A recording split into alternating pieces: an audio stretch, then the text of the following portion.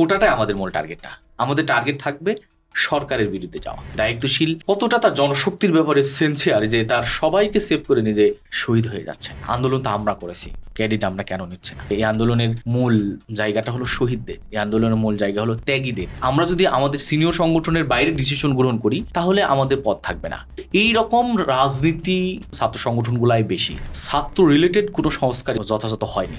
দেশকে নিয়ে যে চিন্তা করা, দেশকে নিয়ে যে ভাবনাটা, এটা কোনো রাজনৈতিক দলের গভীর কোনো ভাবনা আমি দেখি। আমরা দিবালোকেই তো মানুষকে হত্যা হতে দেখছি। দেশ নিয়ে ভাবেন না, তবে দেশ থেকে স্বার্থ নিয়ে যাচ্ছেন।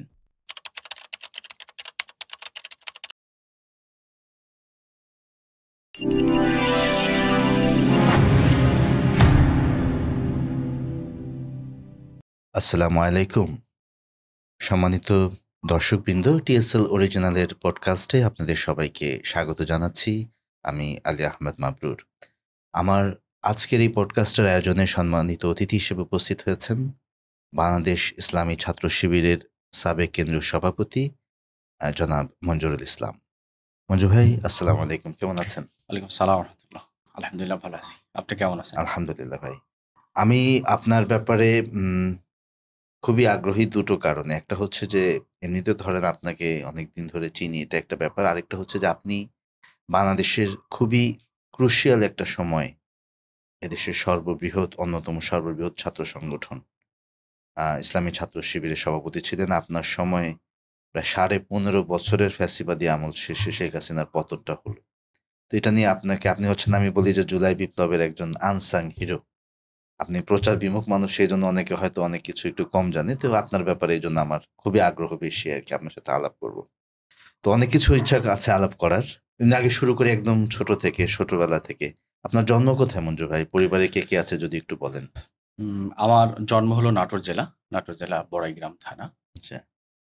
আর আমার বড় হওয়াটা ম্যাক্সিমাম জন্ম নাটোর হলেও পাবনার সাথে হওয়ার কারণে পাবনাকে বেইজ মূলত আমি বড় হই। পড়াশোনা ছিল পাবনার ঈশ্বরদীতে। সব মিলে ওইখান থেকে আমার বড় হওয়াটা। আর আমার পরিবারে এখন আব্বা আছেন। আম্মা গত বছরে ইন্তেকাল করেন। 1 বছর তো হয়নি। ১ বছর এখনো হয়নি। হুম। আর আমরা ৩ ভাই। আমার সবাই বড়। আপনি আমি বড়? আমার ছোট একটা ভাই আছে, বাকি সবাই বড়। ২ বোন, আমার বড়। এই তো পরিবার। মঞ্জু ভাই, আপনি তো ছাত্র শিবিরের আল্লাহর রহমতে কেন্দ্রীয় সভাপতি হলেন। এই সংগঠনের সাথে যুক্ত কোন বয়সে হলেন? কিভাবে হলেন? পরিবারের থেকেই হলো না কেউ দাওয়াত দিয়ে নিয়ে আসলো? এই সংগঠনে যুক্ত হওয়াটা যদি বলি যে পরিবার থেকে, পরিবারের সবাই সাংগঠনিক। মূলত বড় ভাইয়ের হাত ধরেই সংগঠনে আসা। আর উম আ দায়িত্বশীল হিসেবে কিছু ভাইয়েরা খুব ভালো ভূমিকা রাখছে। স্পেশালি বলতে পারি যে আমি যখন ইসলামী ছাত্র শিবিরের কর্মী হই ২০০৩ এর দিকে, যখন আমি ক্লাস 7 এ পড়ি, এরকম সময়ে। ওই সময়ে আ ঈশ্বরদী থানার একজন ভাই আমাকে খুব টেক কেয়ার করতেন। নাম শেখ ফরিদ ভাই। আমি যে মাদ্রাসাতে পড়তাম, সে মাদ্রাসার সভাপতি ছিলেন। এই ফরিদ ভাই সংগঠনে থাকা, মান উন্নয়ন করা, সংগঠনকে শেখানো বোঝানোর ক্ষেত্রে সবচাইতে বেশি ভূমিকা রাখে। আর এর বাইরে ২ জন ভাই খুব বেশি ভালো ভূমিকা রাখছেন ওই সময়, যিনি থানা সভাপতি ছিলেন। শাহনূর ভাই এবং সেক্রেটারি ছিলেন মিনারুল ভাই। এই ২ জন ভাই খুব পুরো টাইমটাই তারা আমাকে কিভাবে সংগঠন করতে হয়, শিখতে হয় সবকিছু তাদের হাত দিয়ে মূলত শেখা আরকি। না, আমরা মাশাআল্লাহ এরকম অনেকের ঘটনা জানি যে দেখা যায় যে আম যারা আসলে এই মানুষগুলো তারা হয়তো নিজেরা খুব অগ্রসর হতে পারেন না। কিন্তু তারা যাদেরকে নিয়ে এসছেন তারা আল্লাহর রহমতে অনেক দূর এগিয়ে গেছেন। আপনার ক্ষেত্রেও মাশাআল্লাহ এমন কোনো স্মৃতি মনে পড়ে সেই সময়কার ১ম দিকের সংগঠনের, যেগুলো মানে আপনি মাঝে, মাঝে যখন চিন্তা করেন আপনার স্মৃতিকাতর হয়ে যান? যে ওই সময়কার ১ম দিকে যখন শিবির করতেন, খুব আবেগের স্মৃতি? আ ওই সময়কার শিবির করার ক্ষেত্রে ওই সময়টা একটা ভালো টাইম ছিল। আমরা যখন ক্লাস 7, 8, 9 এ পড়ি। আ আমার মনে আছে যে ২ টা বিষয় খুব বেশি আমি মনে রাখি এবং আমার বিভিন্ন কথাতে বলে থাকি। একটা হলো আমি যখন ক্লাস 5 এ পড়ি, 4 এ পড়ি, 5 এ পড়ি এবং 6 এ পড়ি, এই টাইমটাই আমি আমার বড় ভাই আমাকে সাইকেলে করে নিয়ে যাইতেন অনেক দূরে এবং গান শেখানোর জন্য নিয়ে যাইতেন। শিবিরের দায়িত্বশীলদের দ্বারা পরিচালিত গান শেখা হতো। আচ্ছা। এবং সেখানে মূলত গান শেখানোটা টার্গেট ছিল না, টার্গেটটা ছিল যে সংগঠন শেখা বোঝা এবং কিছু জনশক্তিদেরকে তৈরি করা। আমার মনে হয় যে ক্লাস 5-এ যখন আমি ভাইয়ের সাথে যেতাম, এখন মনে হয় যে আমি যে সংগঠনে এত বড় দায়িত্ব পালন করলাম, এর মূল বেস তৈরি করার ক্ষেত্রে আমার বড় ভাই বেশি ভূমিকা রাখছেন। ক্লাস 5-এ, 6-এ, 7-এ তিনি আমাকে তার সাথে করে নিয়ে যাইত এবং তিনি নিজে গান শিখতেন, শেখাতেন এবং ওই সময়কার আমি দেখছি যে অনেকেই আমার পেছনে অনেক সময় দিতেন। একজনের কথা আমার খুব বেশি মনে পড়ে, যে মানে খুব কাছের, যে তিনি ইসলামী ছাত্র শিবিরের মান উন্নয়ন করার জন্য সাথী হওয়ার জন্য খুব চেষ্টা করতেন, কিন্তু লাইফে তিনি অনেক অসংখ্য বছর চেষ্টা করার পরে উনি কর্মী থেকে গেছেন। এখনো দেখা হয়, কথা হয়, কিন্তু আমার ওই স্মৃতিগুলা যে যেখানে সেখানেই আমরা বসতে পারতাম। আমার মনে আছে যে আমার ইউনিয়ন সভাপতি আমাকে সাংগঠনিক দশকে সাইকেলে করে নিয়ে যাইতেন এবং প্রত্যেক স্কুলে নিয়ে যাইত। স্কুলে গিয়ে আমরা আমাদের পরিচয় দিয়ে, তা আমার এই জায়গায় একটা স্মৃতি খুব বেশি মনে পড়ে, যে আমার সেই ইউনিয়ন সভাপতি আমাকে কথা বলার সুযোগ করে দিতেন, স্কুলের মানে বক্তব্য দেওয়ার সুযোগ করে দিতেন। আমি তখন ক্লাস 8-এ পড়ি।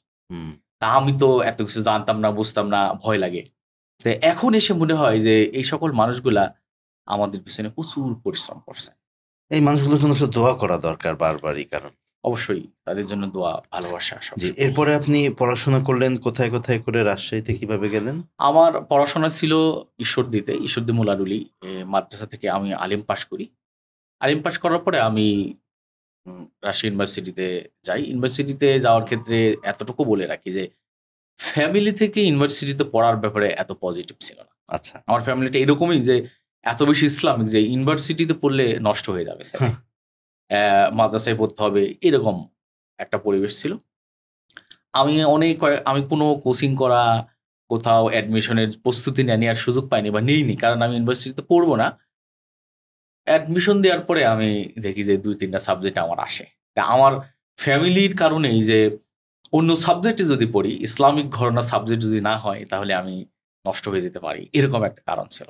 এরপর আমি ইসলামিক ঘরানার ক্ষেত্রে আমি আরবি সাহিত্যে ভর্তি হই, মাশাআল্লাহ, যে আরবি সাহিত্যটাতে ভর্তি হতে হবে। এভাবেই ইউনিভার্সিটিতে ভর্তি হয়ে যাও। এবং আমি ওই সময় আরেকটা বিষয় বলতে পারি যে যারা লোকালি সংগঠন করেন, ছাত্র শিবির করেন, এখন অনেক চেঞ্জ। কিন্তু আমরা যে সময় সংগঠনের সাথী হই, 2005-এ আমি সাথী হই। ওই সময় আমি যখন ইউনিভার্সিটিতে অ্যাডমিশন দেই 2008 লাস্টে, মানে 9-এর শুরুতে। তো এই সময়ে লোকাল দায়িত্বশীলেরা তারা আসলে তার জনশক্তিকে কিভাবে প্রপার গাইড করতে হয়, এই জিনিসটা একটু কম বুঝতেন। এখন অনেক চেঞ্জ আসছে আগেকার তুলনায়। আমরা গত বছর আমার কেন্দ্র সভাপতি থাকা অবস্থায় আমি দেখেছি যে অনেক চেঞ্জ। কিন্তু ওই সময়টা এত আমি ক্যারিয়ার বা গাইড করা আর কি, ক্যারিয়ারের ব্যাপারে গোল ঠিক করে দেওয়া, এইটার ব্যাপারে আমার কাছে মনে হয়েছে খুব বেশি সচেতনতা ছিল না, এখন যতটা বেশি সচেতন আর কি। আমি তো এভাবেই রাজশাহী ইউনিভার্সিটিতে ভর্তি হয়ে যাই এবং ইউনিভার্সিটিতে গিয়েই সংগঠনে বলা যায় যে পুরো অ্যাক্টিভলি সংগঠনের সাথে আরো বেশি সম্পৃক্ত। আপনি পড়লেন শেষ পর্যন্ত আরবিতে? জি, আরবিতে। অনার্স মাস্টার্স দুটোই? মাশাআল্লাহ, মাশাআল্লাহ। তো এখন আসি যে রাজশাহী ইউনিভার্সিটিতে আপনি, যে আমরা জানি যে ওটা ইসলামী ছাত্র আন্দোলনের একটা বড় ক্ষেত্র এবং অনেক ট্র্যাজেডি আছে, অনেক শহীদের হিস্ট্রি আছে, শাহাদাতের ঘটনা আছে। রাজশাহী বিশ্ববিদ্যালয়ের ইসলামী ছাত্র শিবিরের স্মৃতি যখন আপনি একটু চিন্তা করেন, খুব আমরা অনুপ্রাণিত হতে পারি এরকম দু একটা ঘটনা যদি আমাদেরকে একটু বলেন। রাজশাহী ইউনিভার্সিটির এই টাইমটা আমার কাছে মনে হয় যে পুরোটাই স্মৃতি। এজন্য স্মৃতি যে 2000 আওয়ামী দুঃশাসনের পতন, পতন 15 বছর গেল, 15.5 বছর, কিন্তু শুরুটা হলো আমরা যখন ইউনিভার্সিটিতে ফার্স্ট ইয়ারে যাই। রাজশাহী বিশ্ববিদ্যালয় এবং পুরো টাইমটাই ছিল খুবই সব সময় উত্তপ্ত থাকতো রাজনৈতিক।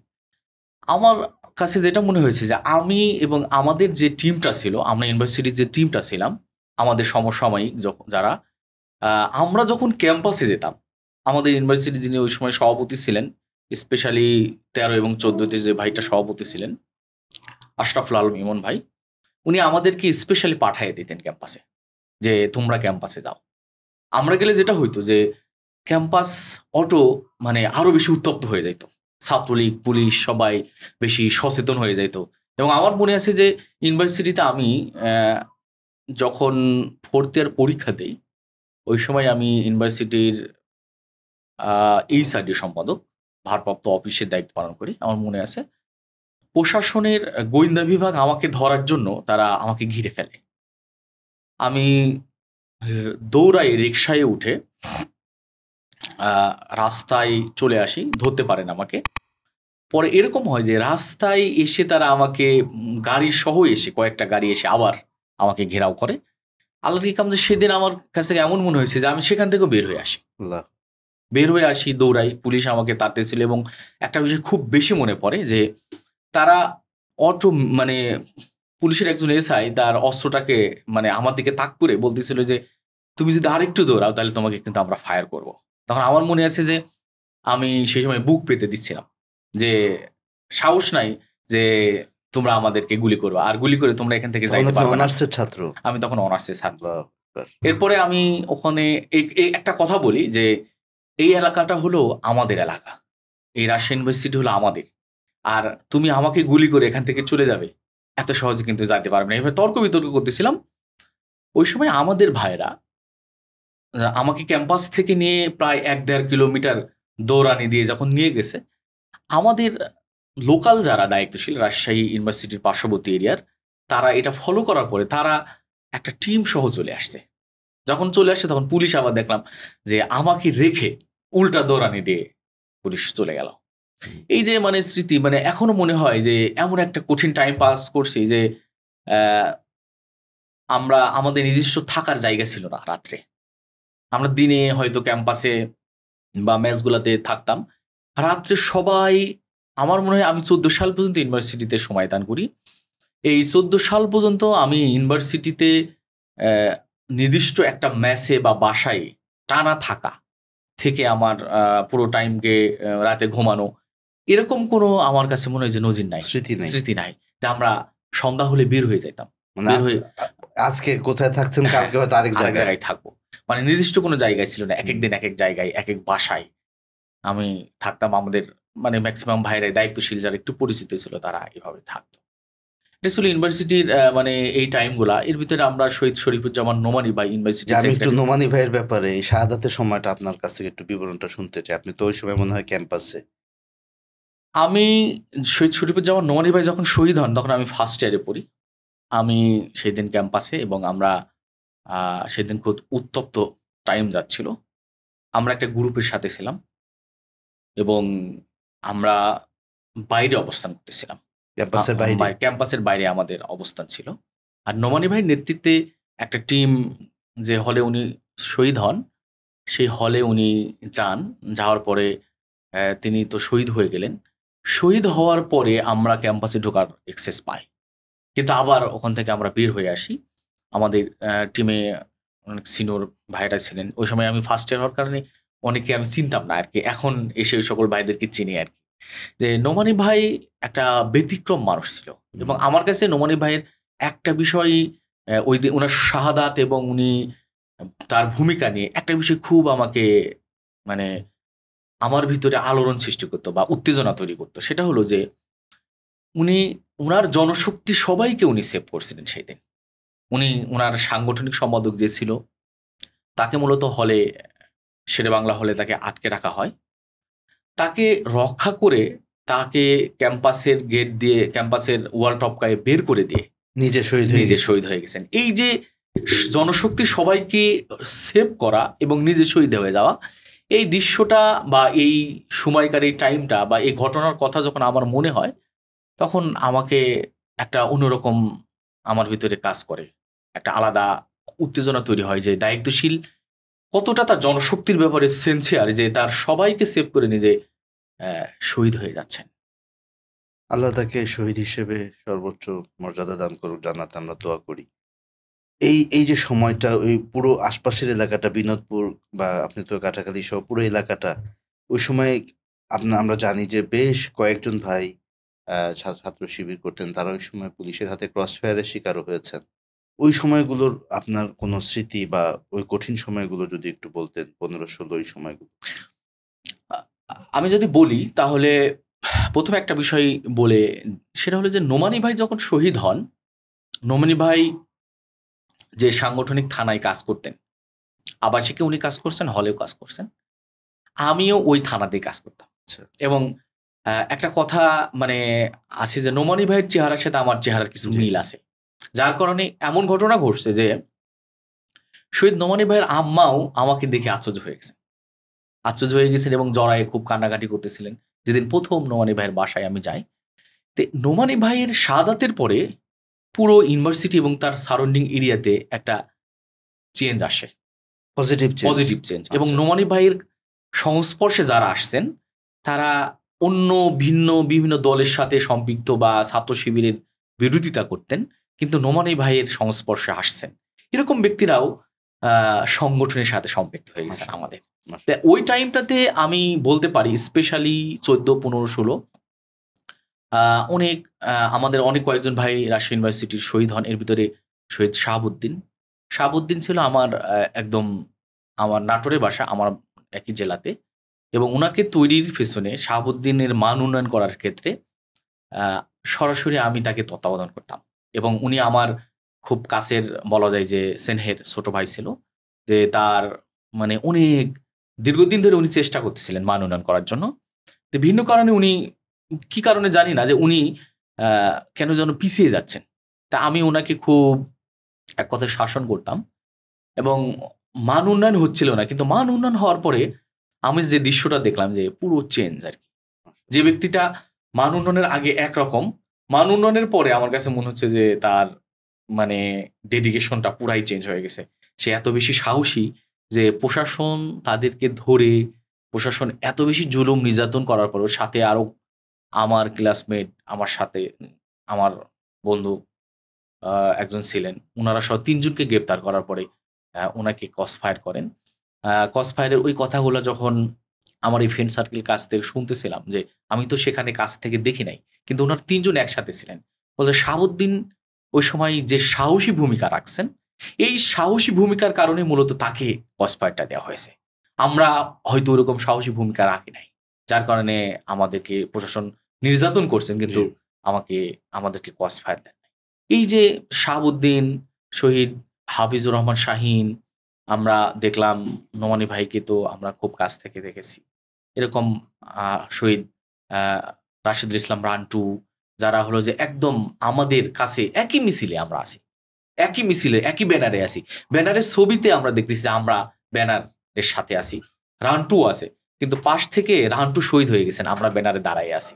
এরকম অনেক দৃশ্য এরকম আমাদেরকে শাহাদাত এখনো ভাই আছে। আছে, শহীদুল ভাই শহীদ, আছে। হ্যাঁ, শহীদ শাহাদাত ভাই আছেন, শহীদুল ভাই আছেন। তো আপনি ঢাকায় আসলেন কবে? আমি ঢাকায় আসি ২০১৮ সালের এরকম আগস্ট মাসে, 2018 মাঝামাঝিতে সালের আরকি। আগস্ট মাসে। মঞ্জু ভাই, আমরা এবার একটু আস্তে, আস্তে করে মূল আলাপের দিকে চলে যাই, জুলাই বিপ্লব সংক্রান্ত।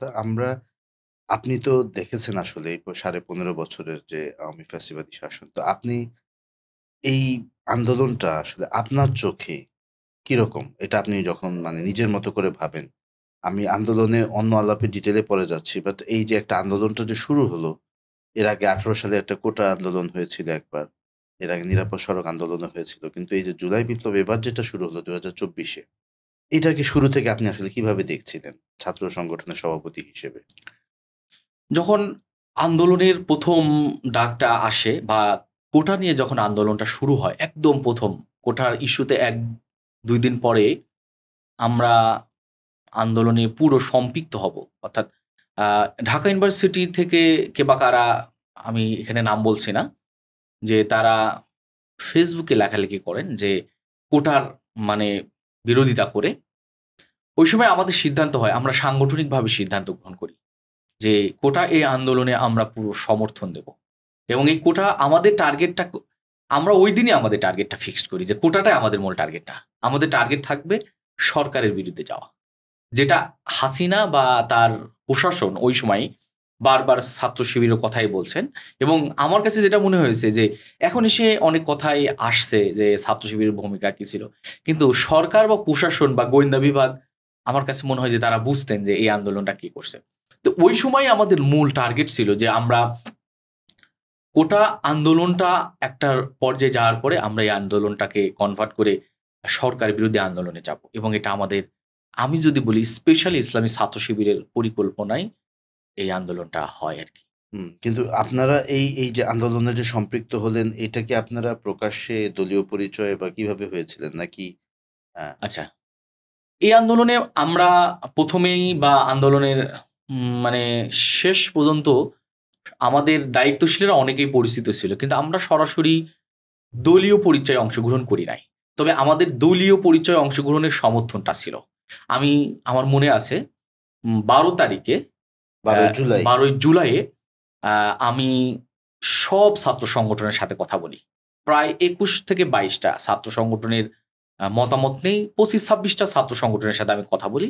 এখানে স্পেশালি যদি বলি ছাত্র দলের সভাপতির সাথে আমি কয়েক দফায় কথা বলি, এখন যিনি ছাত্র দলের সভাপতি রাকিব ভাই, তার সাথেও কথা বলি যে আমরা সম্মিলিত একটা যৌথ স্টেটমেন্ট দিতে চাই যে এই আন্দোলনকে আমরা সমর্থন করি। তাদের অ্যাপ্রোচ কেমন ছিল? সেক্ষেত্রে ছাত্র দলের সভাপতির অ্যাপ্রোচটা, আন্দোলনে তারা সমর্থন দিবেন, কিন্তু স্টেটমেন্টে তারা একসাথে স্টেটমেন্ট দেয়া যেটা, এটা তারা দেবে না। এটা 12 জুলাইয়ের কথা আমি বলছি।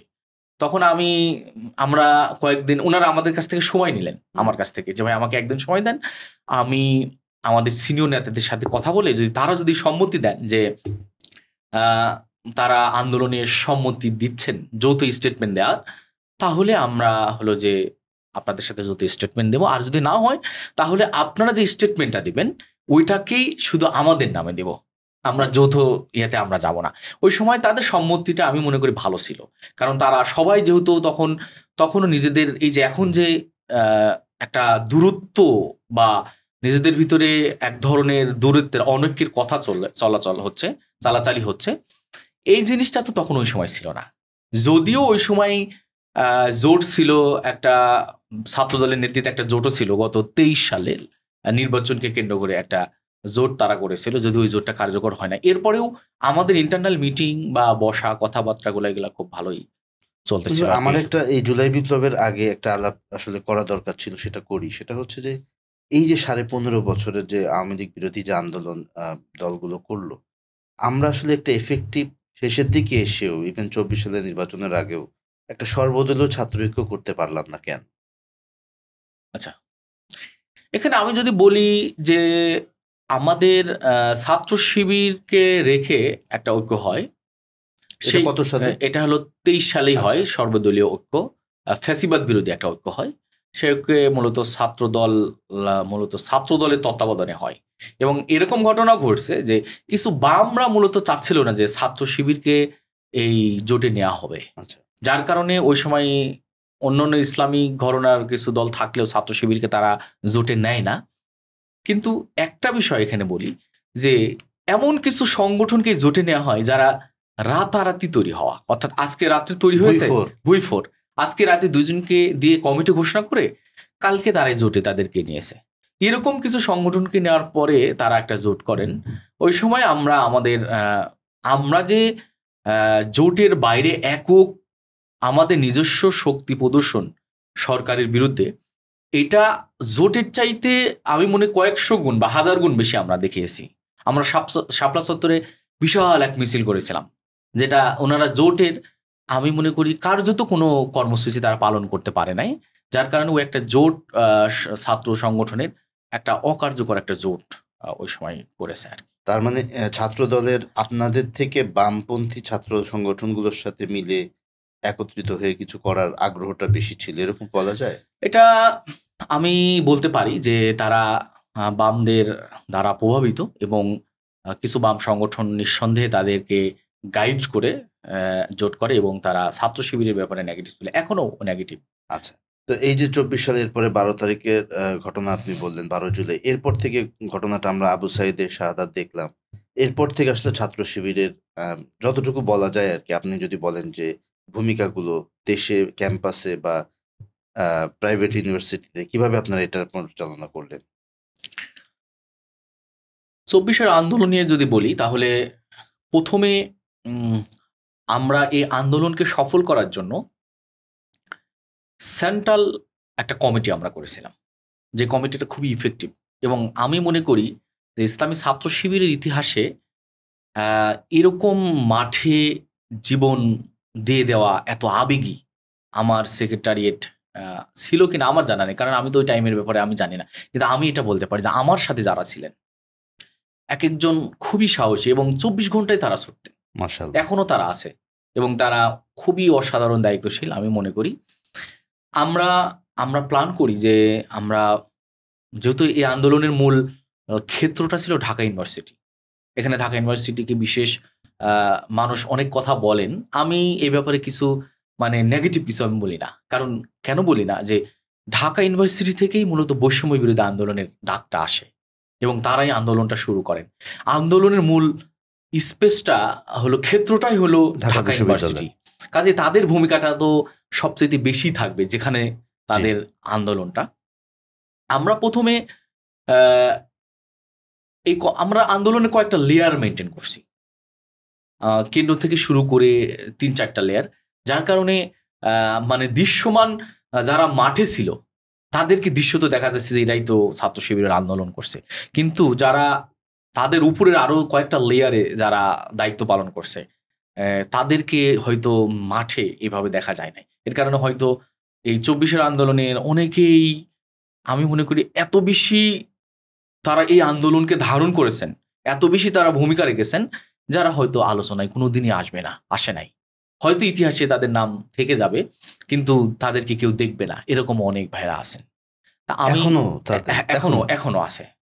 আমি যদি বলি যে ঢাকা ইউনিভার্সিটিকে আমরা পুরো আন্দোলনে এঙ্গেজ করি, যে তাদেরকে পুরো আন্দোলনের সাথে থাকতে হবে এবং তারা আন্দোলনের, আমি মনে করি যে প্রথমে সারিতে থেকে আন্দোলনটাকে তারা লিড দিবে এবং সেটার আলোকে তারা সেইভাবে প্রস্তুতি গ্রহণ করেন। এবং শিবিরের সেক্রেটারি জেনারেল এখন বর্তমান কেন্দ্র সভাপতি জাহিদুল ইসলাম ভাই, তিনি হলো যে সব সময় ওই আন্দোলনের ওই টাইমে তার যে কমিটি ছিল, একটা কমিটি করে দেওয়া হয়, সেই কমিটিতে পুরো টাইম তিনি সময় দিতেন। আর প্রত্যেকটা সিদ্ধান্তই ছাত্র শিবিরের কেন্দ্র সভাপতির কাছে আসতেন যে আমরা এই কাজটা করতে চাই, আপনি মতামত দিলে আমরা ইমপ্লিমেন্টে যাবো আর কি। আমরা প্রত্যেকটাই, ইভেন এই যে 9 দফা দাবির যে কথা আসছে, হয়তো আগে পরে হয়তো আসতো কিনা আলোচনায়, আমি এখানেই বলে ফেলি যে সেই 9 দফাটাও আমাদের একটা শিবিরের একটা বিভাগীয় অফিস থেকে এটা ড্রাফট করা হয় এবং আপনার নলেজে ছিল, এবং ফাইনালি ড্রাফট করার পরে এটা আমরা মানে মিডিয়াতে দিতে চাই, তার আগে ছাত্র শিবিরের কেন্দ্র সভাপতির অনুমতি লাগবে। আমার মনে আছে আমি 9 দফা পড়ার পরে সেক্রেটারি জেনারেলের সাথে পরামর্শ করে আমি ওকে লিখে দিলাম। এরপরে ওইটা হলো যে মিডিয়াতে আসছে। এখানে নিঃসন্দেহে ঢাকা বিশ্ববিদ্যালয়ের যে দায়িত্বশীল যারা, স্পেশালি বর্তমান সভাপতি ফরাদ সাদেক কাইম, ইনারা হলো যে এই 9 দফার খুব ভালো ভূমিকা রাখেন, কিন্তু শিবিরের কেন্দ্র থেকে প্রুভ হওয়ার পরে এরা মিডিয়াতে যায়। হয়তো 2-1টা শব্দ চেঞ্জ হইতে পারে ভাষাগত, কিন্তু মূল থিমটা ইসলামী ছাত্র শিবিরের কেন্দ্র থেকে এটা ওকে হয় আর কি। এটা আমার মনে আছে যে আমি নিজে ওকে করি এবং আমার ওকে করার পরে মিডিয়া বিভাগের দায়িত্বশীলরা মিডিয়ার হাউজে ওই সময় বিশেষ টাইম যাচ্ছিল, কারফিউ, মানে 144 ধারার মতো, কেউ বের হতে পারে না, পিন ড্রাইভে করে তারা বিভিন্ন হাউজে গিয়ে এটা দিয়ে আসে। এটা দায়িত্ব হলো আমরা ভাগ। এখানে যদি বলি যে পাবলিক ইউনিভার্সিটিগুলাকে আমরা প্রথমত বৈষম্য বিরোধী যে একটা মানে প্ল্যাটফর্ম তৈরি হয়, এই প্ল্যাটফর্মে আমরা পুরো বাংলাদেশ থেকে প্রত্যেক ক্যাম্পাসের দায়িত্বশীলদেরকে আমরা কানেক্ট করি। এটা আমাদের টার্গেট ছিল যে এই আন্দোলনটা ইসলামী ছাত্র শিবিরের নেতৃত্বে হবে এবং পুরো সারা দেশে কানেক্ট করা, এবং এটা যেন ইন জেনারেল থাকে আন্দোলনটা, কোনোভাবেই এটাকে শিবির ট্যাগ দিয়ে দমন করা, আন্দোলনটাকে শেষ করে ফেলা, এইটা যেন না হয়। এর জন্য আমাদের বিশেষ প্ল্যান ছিল। যদি বলি এই প্ল্যানগুলোর ভিতরে একটা বিষয় যে আমরা কিছু সাধারণ স্টুডেন্টদেরকেও এই কমিটিতে রাখি, যেন এই আন্দোলনটা দলীয় বলতে না পারে, আন্দোলনটা নষ্ট না হয়ে যায়, ব্যর্থ না হয়। এরপর যখন আন্দোলন চলমান শুরু হলো, যখন কারফিউ শুরু হলো, সেনাবাহিনী নেমে গেল, ওই সময় একটা জিনিস আমরা ভাবতেছিলাম যে আমাদের আন্দোলনটা হয়তো ব্যর্থ হয়ে যাচ্ছে, তা আমরা আশাবাদী ছিলাম যে আমরা ছাড়বো না। এই যে এখন যারা বিভিন্ন মানে সমন্বয়কের কথা আসছে, তাদের কিন্তু গ্রেফতার করার পরে এবং পাবলিক ইউনিভার্সিটির হলগুলো ভ্যাকেন্ট হয়ে যাওয়ার পরে কোনো আন্দোলন করার মতো কোনো স্টুডেন্ট ছিল আন্দোলন না, তো থেমে যাওয়ার কথা ছিল না। আমার মনে আছে আমি স্পেশাল ভাবে খুবই রিকোয়েস্ট করি ঢাকা ইউনিভার্সিটির দায়িত্বশীলদের কাছে যে তারা যেন তাদের জনশক্তিদের কেউ বাড়িতে না যায়, ঢাকায় থাকবে, কেউ বাসায় যাবে না। এবং আমার মনে আছে যে ওই দিনে তারা মানে ওই সময়ের টাইমগুলোতে ঢাকা ইউনিভার্সিটি কিছু সিলেক্টেড যারা জনশক্তি তারা মাঠে নামে, সাধারণ ছাত্র সবাইকে মাঠে নামানোর চেষ্টা করা হয়। আমরা যখন এরকম টাইম হয় আমরা ঢাকা মহানগরগুলা থেকে কলেজের স্টুডেন্টদেরকে আমরা নিয়ে আসি যেন তারা এই আন্দোলনটাকে ঠিক রাখে, আন্দোলনটা চাঙ্গা থাকে। যেহেতু ক্যাম্পাস বন্ধ হয়ে গেছে, সবাইকে বের করে দেওয়া হচ্ছে। আমার কাছে এই আন্দোলনের আমি পুরো আন্দোলনের কোনো টাইম আমি আমার জায়গা থেকে ব্যর্থতা আমি দেখি নাই। এই জন্য দেখি নাই যে প্রথম যখন আন্দোলনটা শুরু হওয়ার পরে মানে কারফিউ টাইম চলে, এই টাইমে যখন ছাত্রলীগকে আমরা ক্যাম্পাস থেকে বের করে দেই তখন আমরা ফিল করতেছিলাম যে আমরা অনেক দূরে এগিয়ে আসছি। কারণ হাসিনার স্বৈরাচার শাসনের 15.5 বছর চলে, এই 15 বছর ধরে তারা যেভাবে একটা সন্ত্রাস বা ত্রাসের একটা রাষ্ট্র তৈরি করে ফেলছেন, এই জায়গায় আমরা এরকম শাসন ব্যবস্থার ভিতরেও তাদের মানে ফোর্স হিসেবে মাঠে কাজ করে ছাত্রলীগ, তাদেরকে ঢাকা ইউনিভার্সিটি থেকে আমরা বের করে দিয়েছি। এর চাইতে বড় আর কিছু হইতে পারে না। এটাকে আমরা খুব নিজেদের অর্জন মনে করতেছিলাম। এরপর আমাদের টার্গেট ছিল যেহেতু কারফিউ হচ্ছে, আমরা মনে হয় লং টাইম আন্দোলনটাকে কিভাবে নিব। এরপরে এর আগে থেকেই আমাদের টার্গেট ছিল যে সবাইকে এঙ্গেজ করবো আমরা, সারা দেশকে। তখন আমরা যেমন আমাদের যখন নেটওয়ার্কিং সিস্টেম বন্ধ হয়ে যায় আন্দোলনে, তখন আমার মনে আছে যে আমরা অফলাইন নাম্বারগুলো খুব কষ্ট করে ম্যানেজ করি। আমাদের দায়িত্বশীলদের সাথে পারস্পরিক কোনোদিন অফলাইনে কথা হইতো না। এরপরে আমরা অনেক আমাদের সেন্ট্রাল অফিস বিভাগ, অফিস সম্পাদক স্পেশালি এখন শিবিরের যে সেক্রেটারি জেনারেল, উনি পুরো দেশের দায়িত্বশীলদের সাথে যোগাযোগ করেন। নুরুল ইসলাম সাদ্দাম করে সবার নাম্বার ম্যানেজ করেন। নাম্বার ম্যানেজ করার পরে আমরা অফলাইনে এত রিস্কের ভিতর অফলাইনে কথা বলতাম। কথা বলার হয়তো ধরনগুলা ভিন্ন ছিল বা টাইম ফিক্সড ছিল, আমাদের লোকেশনগুলা মানে এক জায়গায় হতো না। যে যখন সাদ্দাম কথা বলতেন বা আমি কথা বলতাম, আমার মনে আছে যে আমি ওই সময় সবার সাথে যোগাযোগ করতে পারতাম না। আমার সাথে একজন ভাই থাকতেন আনিস নামে, আনিসুর রহমান, উনাকে আমি নোট লিখে দিতাম অফলাইনে কথা বলার জন্য, যেহেতু পাচ্ছি না। আর একজনকে মেসেজ দিয়ে বলে দিতাম যে আপনি এই মেসেজটা আরেকজনের কাছে পৌঁছান। আর উনি হলো সবার সাথে গিয়ে যার যার সাথে কথা বলার নাম লিখে দিতাম। তাই অনেক দূরে আমার মনে আছে যে এই কারফিউ টাইমে আমি 20 কিলো বাইকে উঠে চলে যাইতাম। ওই সময় বলতে পারি যে বসুন্ধরার ভিতরে থাকতাম। বসুন্ধরা থেকে নারায়ণগঞ্জের অনেক দূর চলে যাইতাম, এই কাশপুর ব্রিজ দিয়ে অনেক গ্রামের ভিতরে চলে যাইতাম। ওইদিকে আন্দোলন ওইরকম ছিল না। ওই জায়গায় গিয়ে ফোন অন করতাম, অন করে 10 মিনিট, আধা ঘন্টা, 1 ঘন্টা কথা বলতাম। কথা বলে ওই জায়গায় ফোন অফ করে চলে আসতাম। তো এই যে মানে সারা দেশকে কানেক্ট করা, এই কানেক্টটা আমরা করি। ওই সময় এই যে যারা এখন সমন্বয়ক বলেন, তাদের কিন্তু তারা সবাই পুলিশি হেফাজতে বা তাদের অ্যাক্টিভিটিস ছিল না, এবং তাদের আমার জানা যে তাদের ওই যোগাযোগ করার লোকবল ছিল না। কিন্তু ইসলামী ছাত্র শিবির তখন ওই আন্দোলনটাকে ওই সময় বাঁচায় রাখে। সেকেন্ড হলো যে আমরা ঢাকার কলেজের স্টুডেন্টদেরকে আমরা এঙ্গেজ করি আন্দোলনে, যে সবাইকে এঙ্গেজ করি, যে সবাইকে থাকতে হবে। এবং যখন দেখতেছিলাম যে আন্দোলন খুব বেশি চাঙ্গা হচ্ছে না, মানুষ নাই, ফাঁকা হয়ে গেছে ঢাকা, তখন প্রাইভেট ইউনিভার্সিটির দায়িত্বশীলদের সাথে আমরা বসি। সরাসরি ইসলামী ছাত্র শিবিরের কেন্দ্রের দায়িত্বশীল, আমার এই মুহূর্তে মনে নাই কে বসেন, আমরা তাকে ইনস্ট্রাকশন দেই। এবং প্রাইভেট বিশ্ববিদ্যালয়ের ওই সময়কার যিনি সভাপতি ছিলেন ওই জুবায়ের, উনি বসার পরে পুরো রেজলিউশনটা আমাকে দেন যে ভাই আমাদের আলোচনা এটা, আপনি পরামর্শ দিলে সেই পরামর্শের আলোকে আবার ওনাদের সাথে আমি কথা বলবো। তো যখন আমি দেখতেছি এইভাবে ফোনে হচ্ছে না, আমি প্রাইভেটের সব দায়িত্বশীলদের সাথে বসি। আমার মনে আছে তখন প্রাইভেটের দায়িত্বশীলদের একটা বক্তব্য আমাকে এত বেশি আবেগপ্রবণ করে যে সাধারণ স্টুডেন্টদের বক্তব্য এরকম ছিল যে ছাত্র শিবির যদি আন্দোলনে আসে এবং প্রথম সারিতে থাকে, তাহলে পরের পেছনের সারিটা হবে আমাদের। কারণ আমরা জানি যে ছাত্র শিবির আন্দোলনে অনেক দক্ষ, যোগ্য, এবং তাদের তারা থাকলে আমরা সাহস পাই। তখন মনে হচ্ছিল যে সবাইকে, ছাত্র শিবিরের জনশক্তিদেরকে সবাইকে মাঠে নামাই দেই, মানে স্পেশালি প্রাইভেটের যারা প্রাইভেটের ভাইরা ওই সময় খুব অ্যাক্টিভ হন। এবং আমি বসুন্ধরাতে আমার দেখার সুযোগ হয়েছে যে সাধারণ ছাত্ররা বসুন্ধরা গেটে, যমুনা ফিউচার পার্কের এই এরিয়াতে আমি রেগুলার এখানে আসতাম আন্দোলনের আপডেটটা দেখতে, যে এখন কি অবস্থা। যে সাধারণ ছাত্ররা স্পেশালি প্রাইভেটের জনশক্তিরা, পুরো প্রাইভেট ইউনিভার্সিটির জনশক্তিদের নামানোর পেছনেও ইসলামী ছাত্র শিবিরের সরাসরি প্রত্যক্ষ এবং পরোক্ষভাবেই ভূমিকা ছিল, এবং সাধারণদের আবেগ ছিল। তারা ছাত্র শিবির যখন ডাকছেন তখন সবা কিছু বাদ দিয়ে তারা মাদ্রাসাও তো আল্লাহর রহমতে ভালো রোল এবং করেছে। হ্যাঁ, মাদ্রাসার ব্যাপারে যদি বলি, যেহেতু একটু গুরুত্বপূর্ণ, মাদ্রাসার দুইটা পার্ট। একটা হলো যে আলিয়া মাদ্রাসা। জি, আলিয়া মাদ্রাসাটা একদম আন্দোলনের শুরু থেকেই ছিল এবং ইসলামী ছাত্র শিবিরের সাথে তারা ছিল। এখানে ছাত্র শিবিরের জনশক্তি এবং বাইরে সাধারণ ছাত্র সবাই ছিল।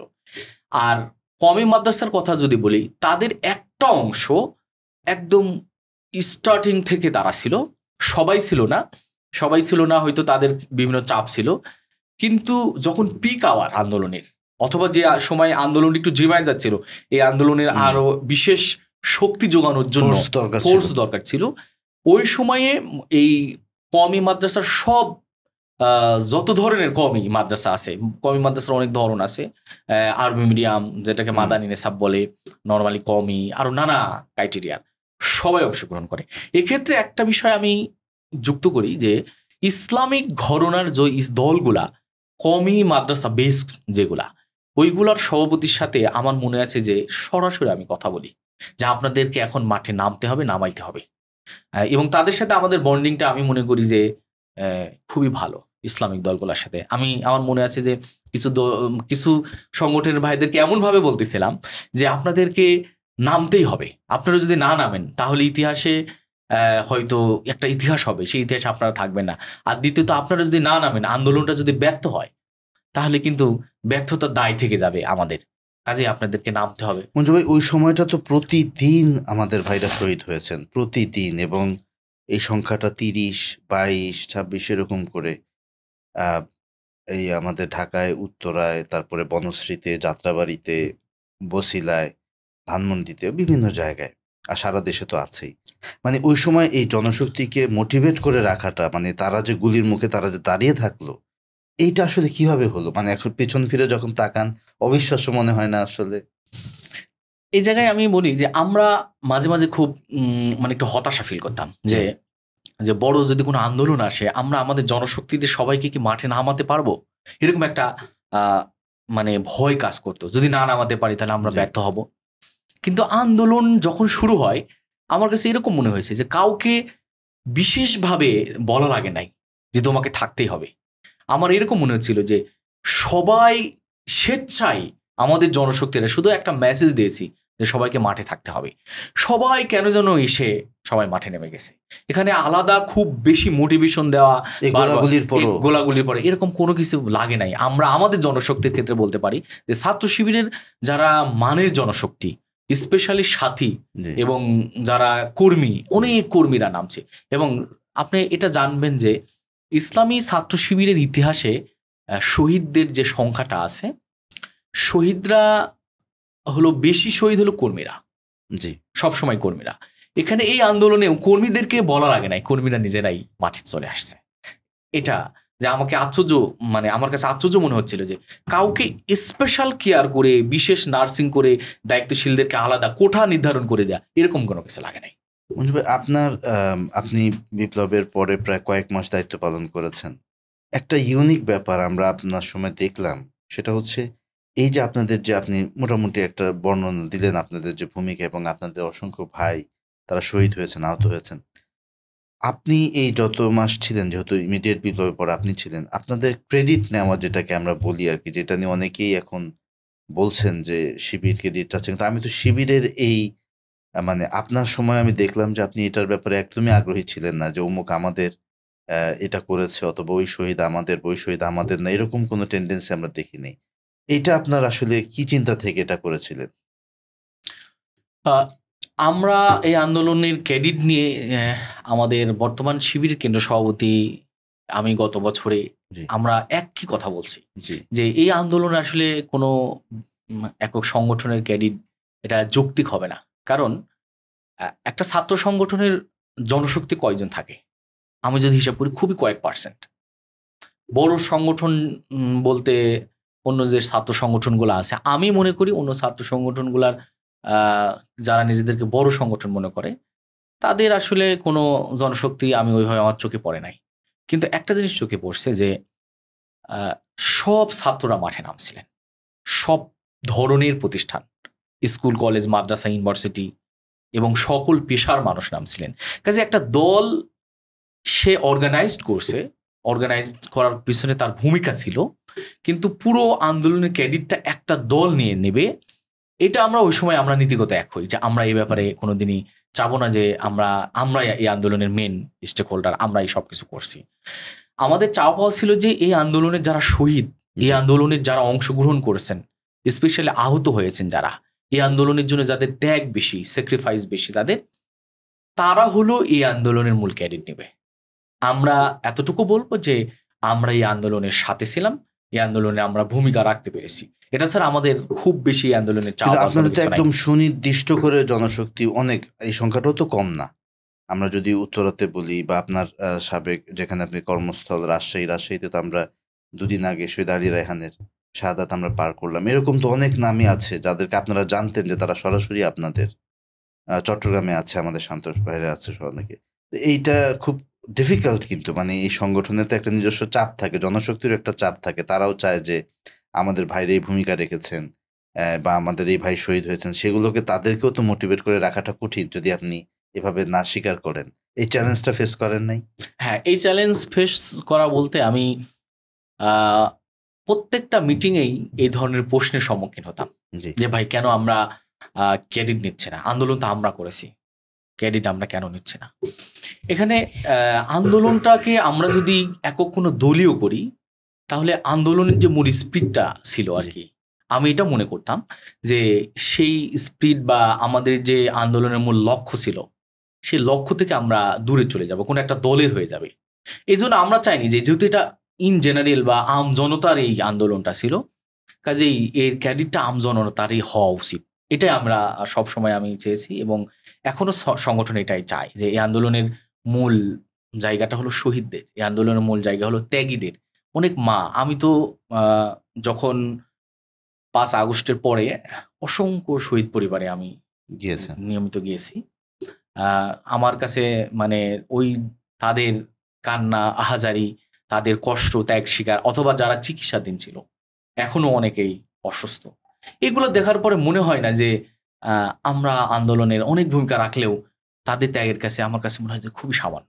জি, কিন্তু এই যে এখন এসে আমাদের যে কথাবার্তা আলাপচারিতা দূরত্ব তৈরি হচ্ছে, অনেকেই বলছেন যে শিবির আসলে ক্রেডিট নিতে জানে না বা না নেওয়ার কারণে এখন এসে মানে যাদের ভূমিকা অত জোরালো নয় তারা এখন শিবিরকে এসে কোণঠাসা করতে চাচ্ছে। এই যে বর্তমানে যে পরিস্থিতিটা তৈরি হয়েছে বা হচ্ছে, এই যে দূরত্ব, তো এই দূরত্বটাকে আসলে মানে আপনি এখন কিভাবে দেখেন? কারণ হচ্ছে যে আপনি তো একটা সবাইকে নিয়ে কাজ করা একটা বিপ্লব করলেন, একটা আন্দোলন করলেন, এরপরে এসে যে বিভাজনটা তৈরি হলো, এটা কেন হলো?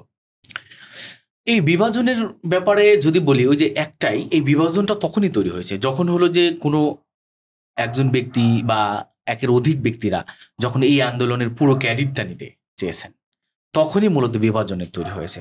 যদি এটাকে সবার জায়গা থেকে যদি বলতেন যে এই আন্দোলনের ক্রেডিটটা হলো পুরো শহীদদের জন্য, যারা আন্দোলনে অংশগ্রহণ করছেন তাদের জন্য, যারা ত্যাগী তাদের জন্য, তাহলে এই বিভাজনটা তৈরি হতো না এবং আন্দোলন যে লক্ষ্যে মানে শুরু হয়েছিল ওইটার স্পিরিটটা এখনো থাকতো এবং আমরা আরো অনেক দেশকে আরো অনেক দূর নিয়ে যাওয়ার যে স্বপ্ন নিয়ে শুরু করেছিলাম ওইটা ঠিক থাকতো। এখানে আমি একটা যুক্ত করে দেই, সেটা হলো যে যারা ক্যাডেটদের ব্যাপারে খুব বেশি সিরিয়াস, নিজেদেরকে মাস্টার মাইন্ড, তারপরে মানে প্রধান, নানা সমন্বয়ক বলছেন, এইগুলা হয়তো তারা ব্যানারে তাদের ভূমিকা ছিল, তাদের ভূমিকা অস্বীকার করার মতো না, কিন্তু এই ধরনের মানে মাস্টার মাইন্ড পরিচয় দিয়ে যখন পুরো ক্রেডিটটা তারা নিতে গেছে, তখন এই আন্দোলনের তো স্টেক হোল্ডার ছিল সকল ছাত্র সংগঠন, সকল পেশার মানুষ। তখন অটোমেটিক এই যে ধরনের সংগঠন ব্যক্তিরা এদের পিছন থেকে অলরেডি চলে আসছে। তার মানে হলো যে ক্যাডেটই যখন যারা নিতে আসছে নিবে, তখন এই আন্দোলনের বলা যায় যে যে ঐক্যটা, এই ঐক্যের এই জায়গাটা নষ্ট হয়ে যাবে, এটা আমরা এখন স্পষ্ট দেখতে পাচ্ছি। অভ্যুত্থানের 1 বছর হলো, 1 বছর পার হলো। কি মনে হয় আসলে আপনি যে প্রত্যাশা থেকে আপনারা এই অভ্যুত্থানটায় ওই সময় জড়িত হয়েছিলেন, নেতৃত্ব দিয়েছিলেন এবং ভাইরা শহীদ হয়েছেন, আহত হয়েছেন, আসলে তার কতটুকু আমরা পেলাম? এটা একটা আর মানে গুণগত পরিবর্তন কি আসলে কিছু হলো 1 বছরে? আচ্ছা, প্রথম যদি বলি যে আমরা কতটুকু পেলাম, তাহলে 24-এর আন্দোলনের পরে যেভাবে আন্দোলনটা হয়, যে লক্ষ্যে, যে উদ্দেশ্যে, সেটার আমাদের পাওয়ার জায়গাটা বলি খুবই সামান্য। আমার কাছে মনে হয় যে আমি খুব বেশি পাইনি, বা শেখ হাসিনা চলে গেছে এটাই পাওয়া। শুধুমাত্র শেখ হাসিনার মতো একজন ফ্যাসিস্ট গণহত্যাকারী উনি চলে গেছে, উনি যাওয়ার পরে ওনার পুরো সিস্টেমটাই আছে, এখন ওই সিস্টেমেই চলে। এবং রাষ্ট্রের এমন এমন জায়গা রয়ে গেছে যে জায়গাটা সম্পর্কে জনগণ জানে না, অনেক রাজনীতিবিদরা জানে না, যে বা অনেক ব্যক্তিরাও জানে না, আমরাও জানি না, হয়তো কিছু কিছু এখন জানার চেষ্টা করছি, বা রাজনীতিবিদরা এখন জানার চেষ্টা করছেন। পুরো ওই দুঃশাসনের ওই সিস্টেমটাই রয়ে গেছে। কাজেই উনি চলে গেছেন, উনি ব্যতীত উনার মানে রিজিম বা উনার সহযোগী যারা ছিল তারা ব্যতীত অন্য দলগুলা, ইসলামিক অইসলামিক সব দলগুলা তাদের মত প্রকাশের একটু সুযোগ পাচ্ছে। এটা ব্যতীত আমি খুব অনেক কিছু পেয়েছি, এটা আমার কাছে মনে হয় না।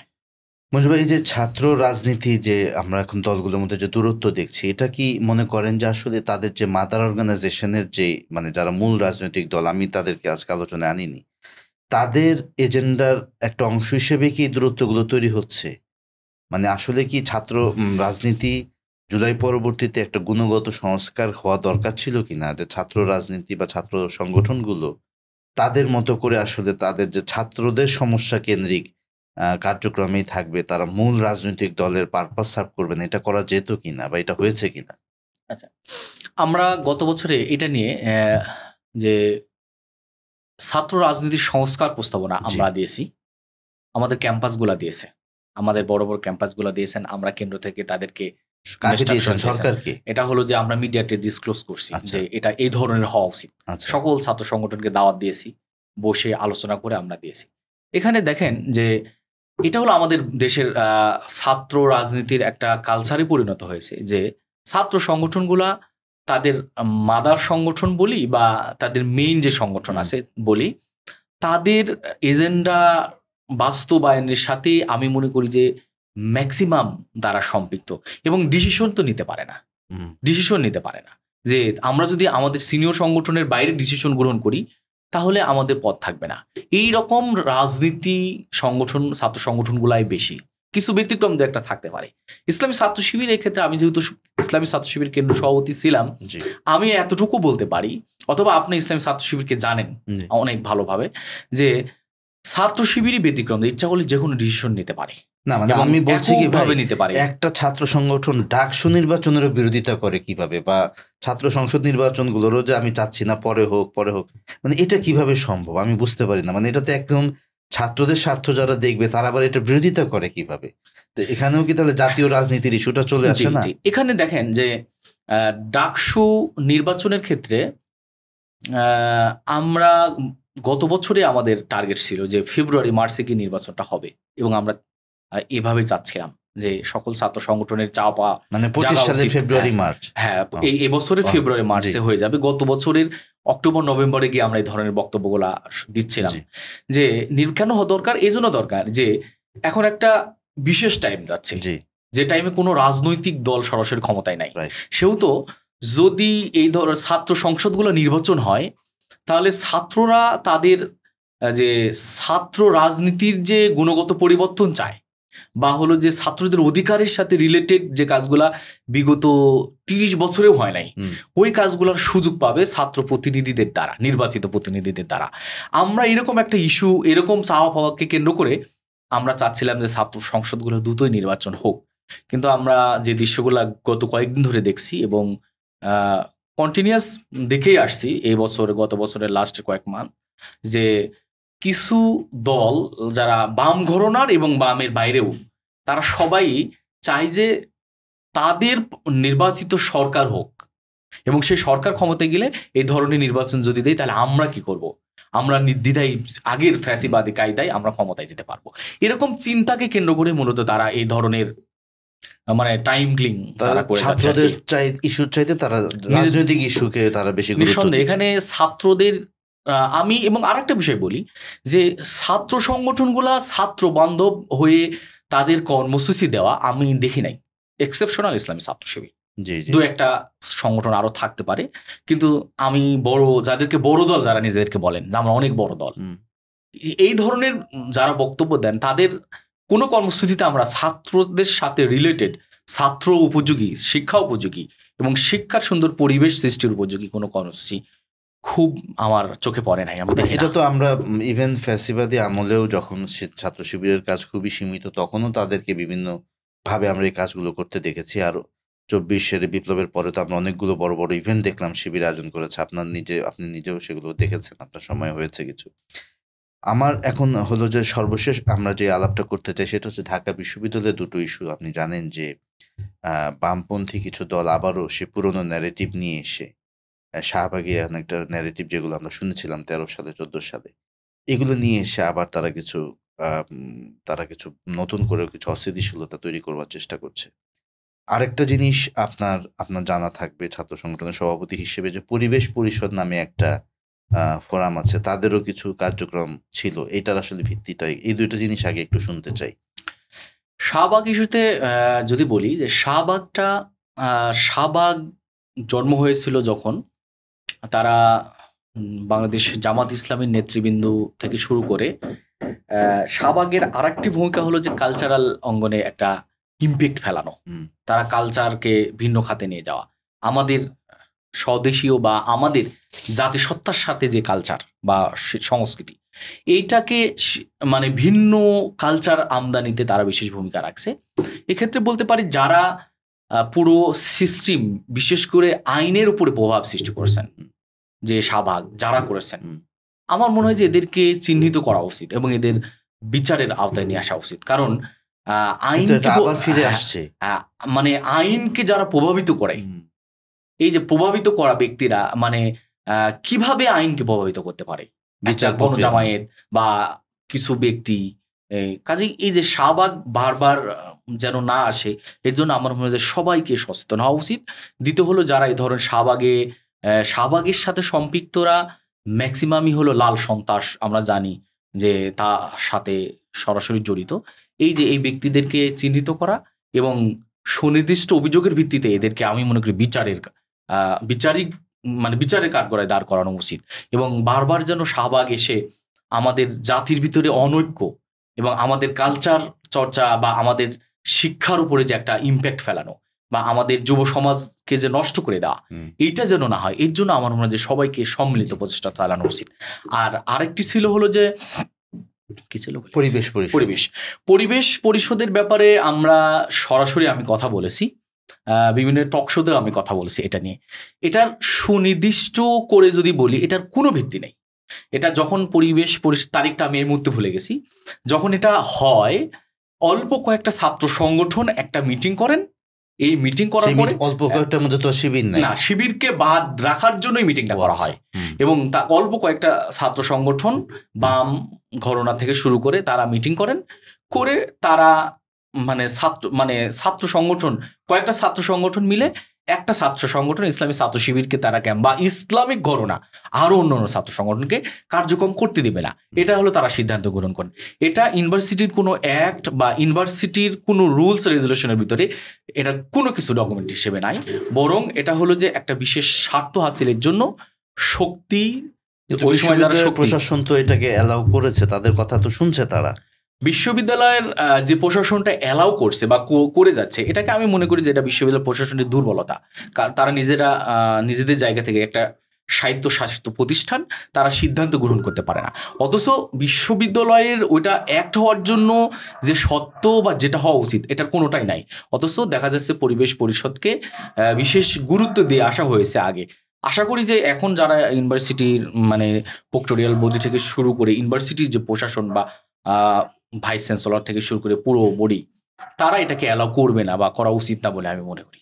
আমরা সর্বশেষ আবার একটু জুলাই দিয়ে শেষ করি। সেটা হচ্ছে যে জুলাই বিপ্লবে যারা শহীদ হলেন, আহত হলেন, মনে হয় তাদের বিচারের কি হলো? মানে আপনি কি প্রত্যাশা করেছিলেন, আসলে কি হলো? এবং ছাত্রদের মানে আপনাদের যে বেসিক কতগুলো সংস্কারের দাবি ছিল, এর কতটুকু আসলে হলো এই নতুন বাংলাদেশে? আচ্ছা, প্রথমে আমি যদি ছাত্রদের সংস্কারের কথা বলি, যে ছাত্রদের ছাত্র রিলেটেড কোনো সংস্কারই যথাযথ হয়নি। কোনো সংস্কার ছাত্রদের ক্যাম্পাসের অধিকারের ক্ষেত্রে সংস্কার, ছাত্র রাজনীতির সংস্কার এবং ছাত্র বান্ধব শিক্ষা প্রতিষ্ঠান উপহার দেওয়ার ক্ষেত্রে যত ধরনের সুন্দর সংস্কার হওয়ার কথা, কোনো সংস্কার আমরা দেখি না, হয়নি। এটা আমি স্পষ্ট করে বলতে পারি। এখন পর্যন্ত দৃশ্যমান কোনো কিছু দেখি না আর কি। দ্বিতীয়ত হলো যে এই ২৪-এর গণহত্যাকারী যারা, অর্থাৎ ছাত্র জনতার উপর যারা গণহত্যা চালিয়েছেন, এক কথায় যারা শহীদ হয়েছেন, এটা দুইটা বিষয় বলি। একটা হলো যে যারা গণহত্যাকারীরা দেশেই ছিল এবং বিভিন্ন সময় তারা কিভাবে দেশ থেকে চলে গেছেন তার দৃশ্য তো তাদের বক্তব্যে আমরা শুনতে পাচ্ছি, যে আমরা কিভাবে দেশ থেকে পালিয়ে অন্য দেশে আসছি। কাজেই তাদেরকে ধরতে প্রশাসন ব্যর্থ হয়েছেন, সরকার ব্যর্থ হয়েছেন এবং এখনো ব্যর্থ হচ্ছে। সরকারের চরম ব্যর্থতার ভিতরে প্রশাসন খুবই দুর্বল। যে আগের মানে বলা যায় যে কোনো অপরাধীরাই, উল্লেখযোগ্য অপরাধীরা যারা আলোচিত ছিল এই জুলাই গণহত্যার সাথে, তারা কেউ গ্রেপ্তার হয়নি। দু একজন হইতে পারেন যারা সরাসরি হুকুমদাতা বা সরাসরি জড়িত না থাকলেও হাসিনার সহযোদ্ধা হিসেবে তারা গ্রেপ্তার হয়েছেন। কাজেই এটা হলো প্রশাসনের একটা চরম ব্যর্থতা। দ্বিতীয়ত শহীদদের ব্যাপারে, শহীদ যারা হয়েছেন, যাদেরকে শহীদ করা হয়েছে, এই যে অপরাধীরা মানে এই গণহত্যা চালিয়েছেন, এটার ক্ষেত্রে যে শহীদদেরকে যে ফিল করা, যে শহীদ পরিবার, শহীদদের সাথে যারা, এই ফিল করার সরকারের ক্যাবিনেটে থাকা আমার কাছে মনে হয় যে খুব কম। দু একজন হয়তো ফিল করেন এবং অনেকের ভিতরে হতাশা বেশি। আমি এরকম অনেকের নাম ধরে বলতে পারবো যে তারা হতাশ। সরকার কি, সরকারি অন্তর্বর্তী সরকারটা যেটা আপনাদের এই কোরবানির বিনিময়, আন্দোলনের বিনিময় হলো, তারা কি আপনাদের সাথে কখনো, আপনি যে ৪-৫ মাস দায়িত্ব পালন করলেন এরপরে অগস্ট, এই তখনও কি কারা বসেনি, বসে আপনাদের মতামতগুলো, যারা এই সরাসরি অভ্যুত্থানের স্টেক হোল্ডার ছিলেন, তাদের কোনো পরামর্শ সুপারিশ নেওয়া, যে আপনারা এগুলো মানে এগুলো কোনো মিটিংও হয়নি? আচ্ছা, আমাদের সাথে ছাত্র সংগঠনের সাথে আমার দেখা কোনো মিটিং হয়নি। ছাত্র সংগঠনগুলোর সাথে, কোনো ছাত্র সংগঠনের সাথে মাঝখানে এরকম একটা আলোচনা হয়েছিল যে রাজনৈতিক দলগুলোর সাথে তারা বসছেন, বিভিন্ন দফায় দফায় ছাত্র সংগঠনগুলোর সাথে বসবেন, তারা এই আন্দোলন সার্বিক বিষয়ে তারা পরামর্শ নেবেন। আমরা দেখি নাই আমাদের সাথে এরকম। খুবই দুঃখজনক, কারণ যে ছাত্রদের আন্দোলনের উপরে আসলে এই সরকারটা দাঁড়িয়ে আছে, সেই ছাত্র সংগঠনগুলোর সাথে তারা বসলো না এখনো পর্যন্ত। এবং একটা অভিযোগও আছে, আপনি নিশ্চয়ই দেখেছেন, যে ছাত্র দল বা কেউ কেউ বলে যে তারা বিশেষভাবে একটা ছাত্র গ্রুপকেই বা এক ছাত্র, তাদের যে বিভিন্ন কমিটিতে তারা ছাত্র প্রতিনিধি নিয়েছে, সেখানেও তারা একটা সংগঠনের লোকদেরকেই তারা বেশি সুযোগ সুবিধা দিয়েছে, এরকম কিছু অভিযোগও আছে। তো এটা আসলে দুঃখজনক যে আপনাদের সাথে তাদের কোনো সিটিং হয়নি। তো আমরা আলোচনা এভাবেই শেষ করতে চাই যে আসলে ধরেন বিগত 15.5 বছরের ছাত্রদের তো অনেক ত্যাগ। আমরা যে আলাপ আলোচনাগুলো করলাম, এর বাইরেও অনেক আলোচনা আসলে করা যেত। ধরেন আমরা বুয়েটের আবরার ফাহাদের গল্প জানি, তার শাহাদাতের ঘটনা, ওই সময় আপনার বিভিন্ন স্মৃতি আপনার নিশ্চয়ই আছে। এই সার্বিকভাবে বাংলাদেশের আজকের এই পরিস্থিতিতে বিগত 15 বছরের ছাত্র জনতার মানে কুরবানি, বিভিন্ন হলে হলে যে নির্যাতন, টর্চার সেল, এই সময়গুলো নিয়ে এরপরে আমরা যে বাংলাদেশের দিকে আসলাম, আপনি পুরোটা মিলে একটা যদি সমাপনী একটা বক্তব্য দেন যে আমরা আসলে কোথায় ছিলাম, কোথা থেকে আমরা কোথায় আসলাম, আগামীতে আমরা কোথায় যেতে চাই। জি, ধন্যবাদ। যদি বলি যে আমাদের যাত্রাটা বাংলাদেশের আসলে দেখেন ৫৪ বছরে আমরা উপনীত হয়েছি। আর স্বাধীনতার এত দীর্ঘ বছর পরেও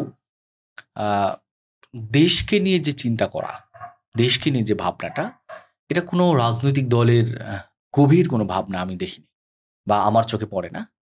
যে দলকে নিয়ে আমি কথাগুলো বিভিন্ন মিটিংয়েও বলি যে দলকে নিয়ে যত ভাবেন ব্যক্তিরা, দেশ নিয়ে ভাবেন না। তবে দেশ থেকে স্বার্থ হাসিলের জন্য প্রচুর তারা জি। মানে স্বার্থ নিয়ে যাচ্ছেন। আমি বলতে পারি যে বাংলাদেশের রাজনৈতিক কালচার যদি পরিবর্তন হয় এবং শিক্ষার গুণগত মান যদি পরিবর্তন হয়, তাহলে বাংলাদেশের পরিবর্তন আসবে। ইনশাল্লাহ। এবং ওই পরিবর্তনের ক্ষেত্রে উল্লেখযোগ্য রাজনৈতিক দলগুলোর কোনো এজেন্ডা নাই। আমার মানে আমি যত কার্যক্রম বা এজেন্ডাগুলো রাজনৈতিক দলের দেখি, যে শিক্ষা ব্যবস্থায় দেশকে সমৃদ্ধ করে, এরকম শিক্ষা কোনো এজেন্ডা আছে নাই। কালচারাল কোনো এজেন্ডা নাই, কালচারাল কোনো রুলস রেজুলেশনও নাই। কাজেই এরকম একটা দেশের এই 54 বছরে এসে আমার কাছে মনে হয় যে যত বেশি আকাঙ্ক্ষা নিয়ে দেশ স্বাধীন হয়েছিল বা মানুষের আকাঙ্ক্ষা ছিল, পাওয়ার আকাঙ্ক্ষা, সেটা থেকে আমরা মনে হয় অনেক দূরে আছি, অনেক বঞ্চিত। সেক্ষেত্রে 24-এ এসে আমার কাছে মনে হয়েছে যে এই যে দীর্ঘ এত বছরের যে আকাঙ্ক্ষা পূরণ না হওয়ার একটা বিস্ফোরণ হলো 24-এর আন্দোলন।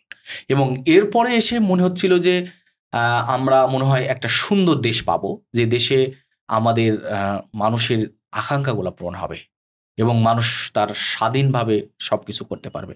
কিন্তু এখন এসে আমার কাছে মনে হচ্ছে যে আমরা সেই জায়গায় নাই।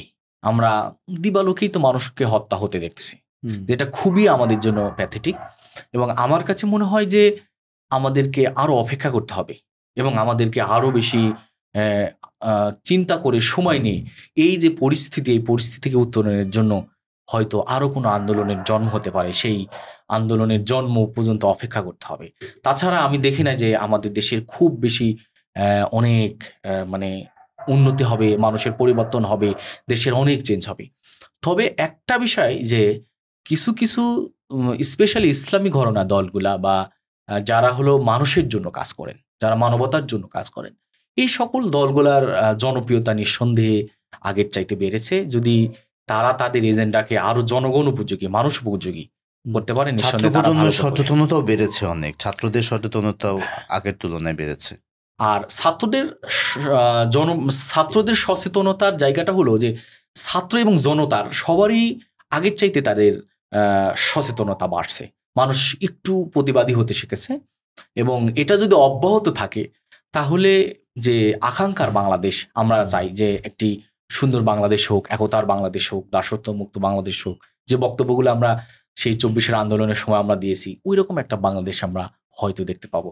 তাছাড়া আমাদের আরো অনেক পথ পাড়ি দিতে হবে। মঞ্জু ভাই, আমরা আপনাকে ধন্যবাদ জানাই। আপনার মতো করে আমরাও আশা করি যে আগামীতে আমরা একটা সুন্দর বাংলাদেশ ইনশাল্লাহ দেখতে পাবো। এত শহীদের রক্তের বিনিময়ে এই শহীদের রক্ত বিফলে যাবে না এবং ইনশাল্লাহ বাংলাদেশ ঘুরে দাঁড়াবে। আমরা আশা করি একটা ভালো নেতৃত্ব এই দেশে আসবে।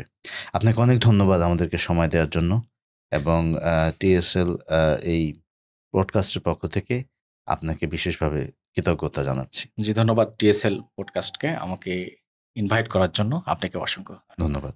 সালাম আলাইকুম রহমতুল্লাহ। ধন্যবাদ। দর্শক মণ্ডলী, আমরা আজকের এই পডকাস্ট এ পর্যন্তই রাখছি। ইনশাআল্লাহ আগামী কোনো পর্বে নতুন কোনো অতিথিকে নিয়ে আবারও আপনাদের সামনে হাজির হব ইনশাআল্লাহ। সবাইকে ধন্যবাদ। সবাই ভালো থাকবেন, সুস্থ থাকবেন, নিরাপদে থাকবেন। আসসালামু আলাইকুম ওয়া রাহমাতুল্লাহ।